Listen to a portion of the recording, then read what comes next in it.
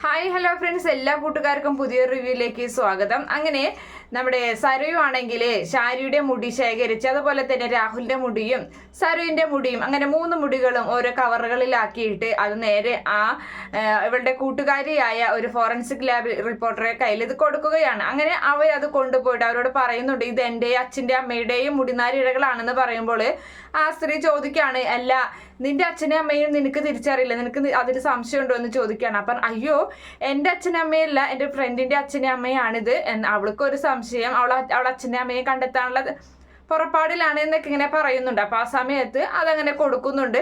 അതേ സമയത്താണെങ്കിൽ നമ്മുടെ പ്രകാശനെ ലക്ഷ്മി എന്ന് തെറ്റിദ്ധരിച്ചിട്ട് ലക്ഷ്മി മാഡത്തിന് ഇടക്കിടക്ക് കാണാനും ശല്യം ചെയ്യാനും ഇങ്ങനെ ഇടക്കിടക്ക് കാണുകയൊക്കെ ചെയ്യുന്നുണ്ട്. അതിനെ തുടർന്ന് പ്രകാശനെ പോലീസ് അറസ്റ്റ് ചെയ്ത് കൊണ്ടുപോവുകയാണ്. പ്രകാശൻ പറയുന്നുണ്ട്, അയ്യോ ഞാനൊരു തെറ്റും ചെയ്തിട്ടില്ല എന്നൊക്കെ പറയുകയാണ്. അങ്ങനെ കാര്യങ്ങളൊക്കെ കാർത്തിക അറിയുന്നുണ്ട്. അങ്ങനെ കാർത്തിക പോയി ജാമ്യത്തിൽ എടുത്തുകൊണ്ട് വരുന്നുണ്ട്. അങ്ങനെ എടുത്തുകൊണ്ട് വന്നതിന് ശേഷം കാർത്തിക പറയാണ്, എന്തായാലും അച്ഛന് ഒരു അബദ്ധം പറ്റി, ഇനി എന്തായാലും ഇതിങ്ങനെയുള്ള കാര്യങ്ങളൊന്നും ചെയ്യണ്ട, ഞാൻ പറഞ്ഞിട്ടില്ലേ അച്ഛന് എന്തായാലും എൻ്റെ അമ്മയെ കല്യാണ ദിവസം മാത്രം കണ്ടാൽ മതിയെന്ന്. ഇനിയിപ്പോൾ എൻ്റെ അമ്മയെ കല്യാണം കഴിഞ്ഞു കഴിഞ്ഞാൽ ഒരിക്കലും എൻ്റെ അച്ഛൻ മറ്റൊരു സ്ത്രീയുടെ മുഖത്ത് നോക്കില്ല, അങ്ങനെ നോക്കേണ്ടി വരില്ല എന്നൊക്കെ ഇങ്ങനെ കാർത്തിക പറയുന്ന ഒരു ഭാഗമൊക്കെയാണ് പ്രൊമോ ആയിട്ട് വന്നിട്ടുള്ളത്. Okay friends, by, thank